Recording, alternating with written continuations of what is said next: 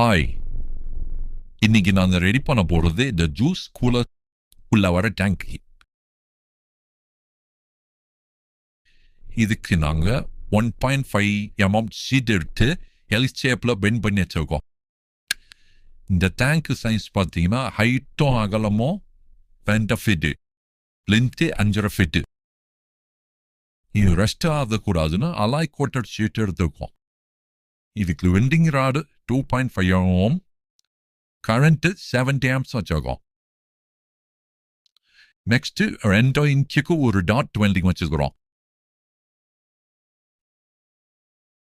அடுத்து கிரைண்டிங் பண்ணிட்டு அன்வெல்டிங் அடிக்கிறோம்.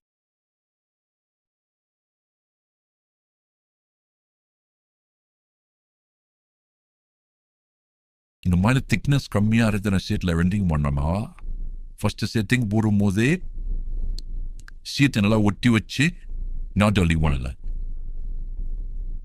அப்படி ஒட்டி வச்சின்னா வெள்ளரிக்கும் போது ஓய்ச்சி இல்லாமலோ லீக் ஆகாமலோ இருக்கும்.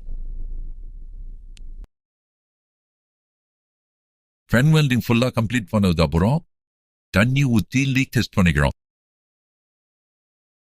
அப்படி லீக் இருந்தால் ரீவெல்டிங் பண்ணிட்டு மாதிரி கிரைண்டிங் பண்ணுறோம். அவ்வளோதான் ஃப்ரெண்ட்ஸ், முடிஞ்சு. இது மாதிரி வெல்டிங் வீடியோஸ்க்கு கேஎஸ் ஃபேப்ரிகேஷன் சேனலை ஃபாலோ பண்ணுங்க, சப்ஸ்கிரைப் பண்ணுங்க. தேங்க்யூ.